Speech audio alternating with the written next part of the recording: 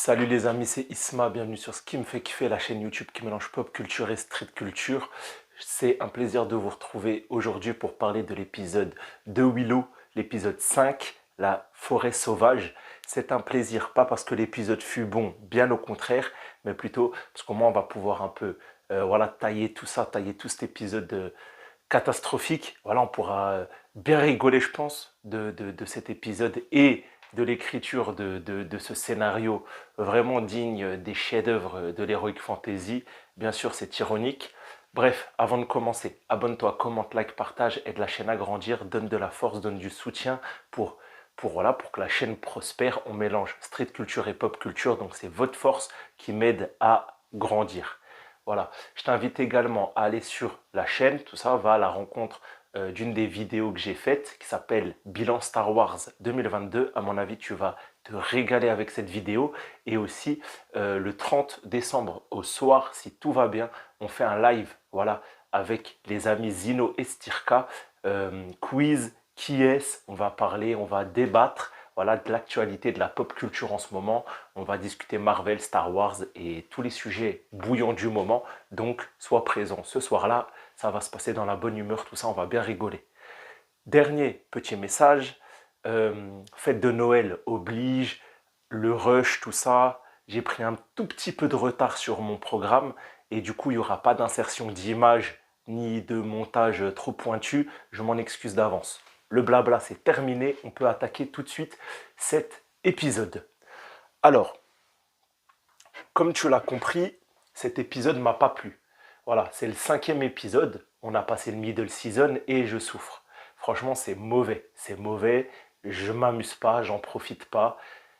C'est pas un programme pour moi, c'est un programme pour les teenagers. Pour moi, c'est un programme pour... Voilà, si t'as pas 14 ans, si t'es pas une nana, tu peux pas aimer. Après, tous les goûts sont dans la nature, bien évidemment. Moi, en tout cas, c'est pas du tout ce qui me correspond. Et pourtant, je suis un fan d'Heroic Fantasy.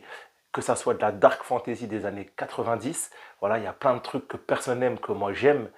Euh, voilà, je vais pas te dire des noms, mais bref, en tout cas, il y a tout ce qui est Conan le Barbare, Kull, Fantagaro, Legend, euh, les aventures de Merlin. Il y a un milliard de programmes, voilà, vraiment seconde zone que moi je kiffe particulièrement.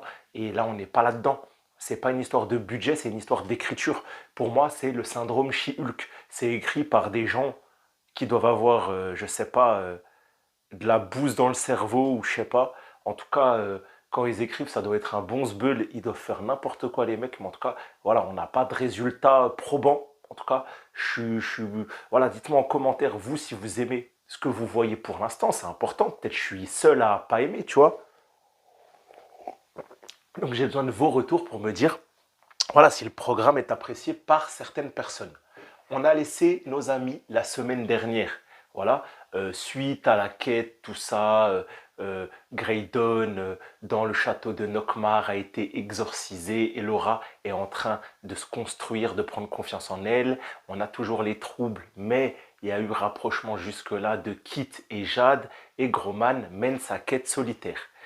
Du coup, l'épisode commence, on a un combat ridicule, voilà, mauvais, mauvais au possible. L'épisode essaie de nous démontrer une ou deux scènes d'action, voilà, avec Kit, brillant par son tir à l'arc, Groman faisant le barbare. Encore une fois, on est dans la caricature du barbare.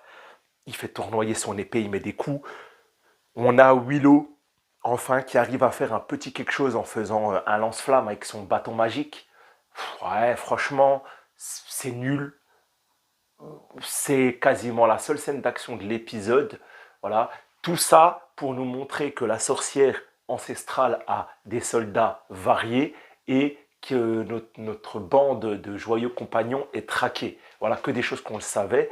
Ça, cette ouverture d'épisode va se terminer avec nos héros qui vont fuir dans la forêt sauvage. J'ai un peu la voix cassée, excusez-moi d'ailleurs. Ils vont fuir dans la forêt sauvage, ou la forêt, ouais c'est ça, la forêt sauvage ou la forêt maudite, parce qu'ils pensent qu'ils vont échapper aux méchants. Alors que la forêt sauvage, comme on va nous le dire dans l'épisode, elle est aux mains des Bone Rivers, c'est les bandits, ceux que j'appelais moi les Dothraki de cet épisode, de cette série, tu vois. C'est les cavaliers qui attaquent les convois, tout ça. Et en fait, c'est des descendants, c'est des enfants du général de Bar Morva. Bar Morva, c'est la sorcière du film, voilà, qui a lancé la série, film de 1988. Et du coup, le général, c'était un méchant, tout ça. À la fin du film, il va dans la forêt, il crée un truc avec des renégats, avec des esclaves qui se battaient pour Bav Morda. Et il va créer son propre clan indépendant, tout ça, qui vont être en opposition à Tiraslin et à Galadorn. Voilà. C'est pas très intéressant. Et on peut se demander s'ils vont dans des bois où vivent une partie des armées du mal, voilà, l'armée de Bavmorda, pourquoi les soldats de la sorcière ancestrale ne pourraient-ils pas y aller alors que la sorcière ancestrale et Bavmorda ont un rapport de maître et apprenti? Ça n'a aucun sens. Mais bref, on va le comprendre à la fin. Je vous spoil la fin de l'épisode, on ne fait pas une review dans l'ordre chronologique, hein, c'est pas nécessaire. À la fin, finalement, les créatures qu'on a laissées en début d'épisode vont venir capturer Elora Danan. Voilà, il n'y a pas de surprise. Routinier, tu vois. Du coup, c'est un épisode, encore une fois, qui va servir à rien. Et surtout, qui va être là pour meubler et amener toute une trame narrative pour Jade et Broman, Daxus Broman ou Traxus Broman, et qui va nous faire avoir entre nos personnages des interactions humaines et amoureuses inutiles au possible, gnangnan, romantico pour un sou, voilà, du catastrophique. Ça m'a dégoûté, inintéressé, pas plu, prends tous les mots que tu veux, mais en tout cas c'était un supplice. Bref, dans cette forêt, ils tombent du coup sur les Bone Rivers, nos héros, et les Bone Rivers, il s'avère qu'il y a 1 milliard de liens avec les personnages de la team, tu vois. Déjà, Broman, il va retrouver un mec qui s'appelle Lori, donc déjà, ils essayent de faire de l'humour avec ça. Ouais, on m'appelle Ragnar le sanglant. Non, son vrai nom, c'est Lori. Bref, ils essayent de faire des blagues à travers le personnage de Broman. Groman, moi, ça passe pas trop. Il y a 2, 3 trucs qui m'ont esquissé le début d'un sourire, mais franchement, c'était difficile quand même. La chef des Bone Rivers, c'est Scorpia. Dès que j'ai vu Scorpia, je me suis dit, c'est la mère de Jade, ça y est. Surtout qu'on nous disait dans les épisodes précédents, Jade, recueillie dans la nature, ses parents ont été tués par les Bone Rivers. Voilà, la reine Sorcha, Man Martigan et Ballantyne l'ont récupéré, l'ont élevé comme leur enfant, tout ça. Et il n'en est rien. Jade est une des 14 filles du général Gates, et du coup, elle et Scorpia sont sœurs. Donc déjà, ça va tout de suite amener un renversement quasiment, voilà, à 360 degrés, à 180 degrés plutôt, pour transformer cette relation conflictuelle entre nos voyageurs et les Bone Rivers en invité diplomatique. Ce fut pas beaucoup plus simple que dire c'est ma sœur. Du coup, si c'est ma sœur, c'est ses amis, c'est bon, let's go, tout le monde est copain. À la limite, c'était peut-être le truc le plus cohérent. Ce qui l'est moins, c'est tout ce qu'il va y avoir entre nos personnages. Du coup, il va y avoir rapprochement entre Willow et Graydon. Daxus Broman s'avère qu'il a une relation dans sa jeunesse avec Scorpia. En plus, on découvre un peu le passé de Groman. Voilà, il s'avère qu'il a été enfermé dans une genre de prison dans les grottes des trolls. Trolls d'ailleurs qui vont attaquer le campement en fin d'épisode. Voilà, dans la grotte des trolls, il s'est évadé, tout ça. Ensuite, voilà, on construit quand même pas mal le passé de Groman. Je trouve ça inintéressant, mais c'est vrai qu'il y a régulièrement des focus sur Groman et son passé peut-être à peine plus que sur les autres personnages. Je pense que c'est pour à terme nous amener l'armure de Toul, voilà cette arme légendaire qui va sûrement servir soit en saison 1, soit en saison 2, si un jour elle voit le jour cette saison 2. Donc, Scorpia et Groman, voilà un passé qui refait surface avec une attirance, nanani, nanana. Elora Danan, elle va être emprisonnée avec Jade, avec Kit. Jade, du coup, elle va apprendre à connaître sa sœur, Willow et Graydon.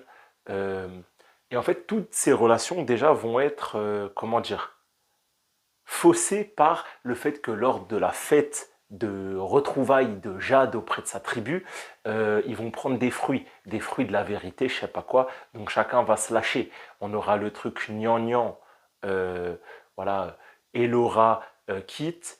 Ouais, finalement, t'es pas si mauvaise que ça. Et toi, finalement, t'es pas inutile. Bref, voilà. On aura Graydon qui va avouer ses sentiments pour Elora. Au passage, Kid va révéler à Jade qu'elle avait des doutes sur ses origines réelles. Jade va lui dire mais pourquoi tu m'en as pas parlé? Et Kid elle va lui dire un genre de truc genre ouais je te l'ai pas dit hein, parce que j'avais peur soit que tu me prends pour une folle, soit que tu m'aimes plus parce que moi je et elle bloque tu vois.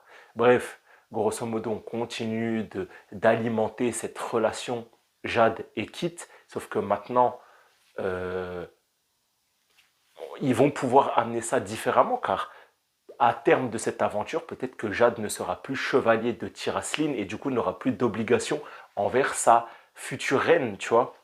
Bref, c'était nul. C'était nul comment c'était écrit, amené. Il n'y a eu rien de bien dans tout ça. Voilà. Graydon qui se confie à Willow sur ses sentiments, c'était éclaté. En plus, il se rase la barbe. Il a une tête encore plus de CON. Euh, Willow, à travers la consommation de ses fruits de la vérité, il avoue que c'est un magicien de pacotille et qu'il a finalement gagné contre Bavmorda un peu par chance et un peu... voilà, c'est Bavmorda qui s'est presque battue toute seule. Ouais, Kit et Elora, ça sert à rien. Toutefois, Elora, c'est vrai que dans cet épisode, elle prend confiance en elle, elle devient importante et elle se positionne un peu comme la sorcière la plus puissante de ce royaume. Moi, ça me fait rigoler quand même parce qu'on est vraiment dans une série enfantine et catastrophique en termes d'écriture, de sérieux et de maturité. Parce que franchement, excuse-moi, t'es le personnage le plus puissant de ce monde. Mais allô, je veux dire, à côté, on a des Saurons, euh, même le Sauron des Anneaux de Pouvoir, donc Albrand, voilà, il est plus stylé que toi, pourtant il fait rien. L'anneau, Albrand, tout ça, toi t'es qui? T'es Elora Danan, la sorcière la plus balèze de cet univers, avec euh, des compétences niveau 18 Gold de cuistot. Voilà, il va y avoir tout plein de blagues avec, ouais, regardez, j'ai fait une soupe de cumin, Laurie, le gars Laurie, là, le bon raider, s'il va s'afficher. T'as mis trop de cumin? Non, c'est parce que t'as le palais délicat, Laurie. Et Laurie va faire sa victime. Bref, en fait, cette série, elle chie surtout, en fait. J'aime pas tirer dans le tas comme ça gratuitement, mais elle chie surtout. Et pourtant, je suis bon public. Mais là, il n'y a rien qui m'a plu, il n'y a rien qui n'allait. Voilà. Et Laura, à la fin de cet épisode, tu sens qu'elle se sent voilà, bien, bien confiante en elle, tout ça. Elle peut affronter tout et n'importe quoi. Mais encore une fois, meuf, t'as rien fait. Ce que tu es capable de faire, pour l'instant, ça ne vend pas du rêve. Oh, c'était beaucoup plus mystique, légendaire, incroyable, mystérieux quand tu étais un bébé dans les bras du Willow en 1988 que là, quand je te vois, j'ai oublié le nom de l'actrice, j'ai rien contre elle, mais je suis désolé, elle véhicule aucun charisme, aucune grandeur, aucun mystère. Si ça, c'est la magicienne la plus puissante de ce royaume, je préfère me tourner vers des magiciens moins balèzes dans d'autres trucs, tu vois. Enfin, bref, j'ai pas de ref, mais là, en tout cas, c'est zéro. Pour moi, c'est zéro. Il n'y a rien qui va à ce niveau-là. Quitter Jade, pour moi, ça saoule, c'est du forcing.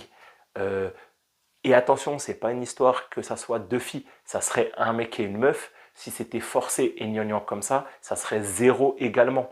Je suis un grand fan, par exemple, de Once Upon a Time, la série que tu peux trouver également sur Disney+, qui met en avant une réécriture des différents personnages Disney, Blanche-Neige, le Chaperon Rouge, Crochet, Alice au Pays des Merveilles, qui tu veux, du coup.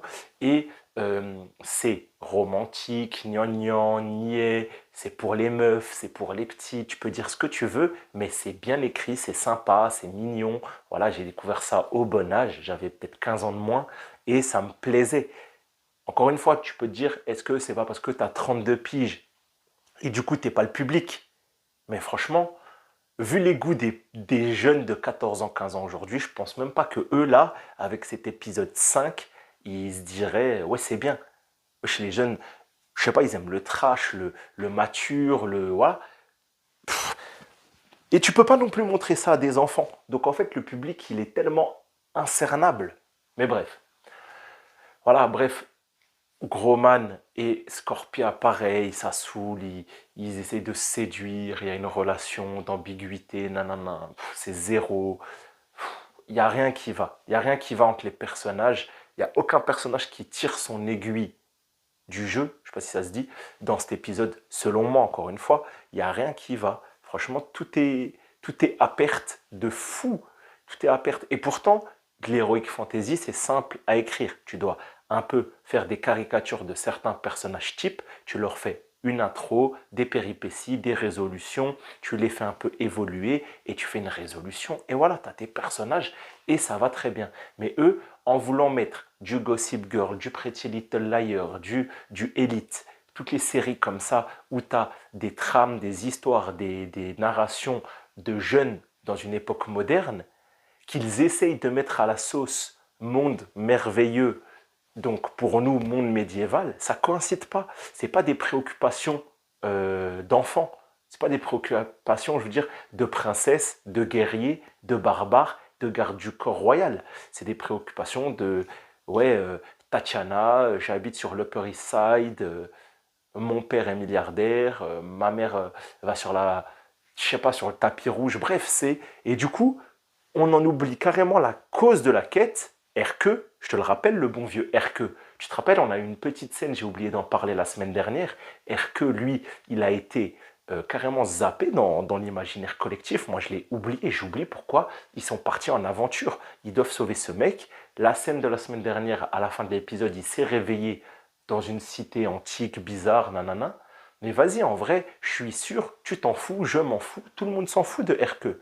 La quête, elle n'a aucun sens. Et on peut même se demander, la sorcière suprême, elle a attiré Hercule pour attirer Elora ou pas? Parce qu'au final, elle a attiré Hercule pour que Elora vienne, mais elle envoie 1 milliard de mecs à sa poursuite. Le scénario est d'une bancalité, j'ai rarement vu ça, c'est terrible.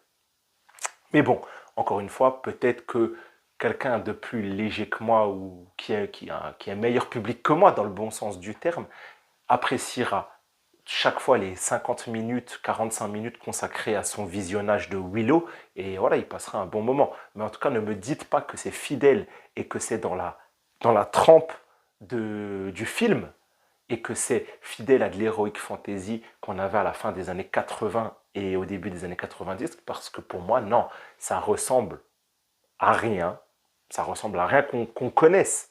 Maintenant, ça existe, mais je le dis clairement, pour moi, c'est la plus mauvaise œuvre d'Heroic Fantasy. À côté de ça, les Chroniques de Shannara, je l'ai déjà dit, c'est un chef-d'œuvre. Rien que, voilà, tu prends Jade, qui apprend ses vraies origines. Du coup, Mad Martigan a tué son père, ils l'ont kidnappé et ils l'ont emmené à Tiraslin et ils l'ont élevé comme une des leurs. Donc c'est un kidnapping et des mensonges. Elle le prend en blindant sa meuf, nanani, des réactions de sale gosse adolescente. Tu prends une série comme les Chroniques de Shannara, normalement, tu prends voilà, Eretria qui subit sa condition d'humain, car les humains, ils ont une mauvaise condition dans le monde de Chroniques de Shannara. Et voilà, c'est 1000 fois mieux écrit. Voilà, il n'y a rien qui va. Il n'y a rien qui va. Voilà, c'est pas dans un programme mature et adulte et qui veut être réaliste, ça ne va pas du tout. Les réactions des gens, c'est des réactions de teens qui vivent des trucs de teens. Ils se pensent en colo de vacances alors qu'ils sont dans une quête pour combattre quand même la menace qui met un enjeu de destruction totale sur le monde connu. La meuf des 9 royaumes, et Laura, là, l'impératrice des 9 royaumes, elle est censée combattre le mal ultime. Le mal ultime, tout le monde vit sa petite vie, ses petites romances, ses petits caprices, alors qu'on est bah, à 2 doigts de la destruction. Tu le ressens, toi? C'est le seul programme où je ne ressens pas la puissance du mal. S'ils étaient en colonie de vacances, pour moi, ça serait la même chose. Donc pour moi, ça, c'est écrit par les scénaristes de She-Hulk. Et je rigole pas, je suis sûr que si tu regardes, t'en trouveras. Mais en tout cas, il n'y a rien qui va. Finalement, bref, il reste que 3 épisodes à subir. J'espère qu'on a fini, voilà, de développer les personnages avec des trucs gnangnang et bêtes. Voilà. Comme ça, on peut aller que dans de l'action et de la résolution. Comme ça, on arrête de faire que les personnages ont des trucs, voilà, à se tirer les cheveux. C'est pas possible. En tout cas, pour moi, c'est pas possible. Je vais finir, bien sûr, l'aventure des 3 épisodes qu'il reste pour vous les partager, mais j'ai besoin de vos encouragements. Commentez, voilà, je veux savoir, vous, comment vous vivez votre expérience Willow. C'est important pour moi, pour me positionner, tout ça. Et voilà. Je vous invite, les gars, encore une fois, bilan Star Wars 2022. Soyez présents le 30 décembre vers les alentours de 21 h pour le live jeu, débat. On s'amuse, on rigole, tout ça. Je vous souhaite de bonnes fêtes et soyez proches de vos familles, prenez soin de vous, tout ça. Voilà, prenez du temps, même si vous faites un peu moins bien les choses secondaires, le boulot, moi, YouTube, tout ça, c'est pas grave. Même si, voilà, peu importe vos confessions, tout ça, la famille, l'hiver, le froid, la santé. Donc, on se soutient, on reste ensemble, on se préserve, on se dit qu'on s'aime, tout ça, on véhicule les bonnes choses. Bon, les gars, j'ai assez blablaté, j'espère que ça ne dépassera pas les 18 minutes. Prenez soin de vous, les gars, c'était Isma. Ciao, les gars.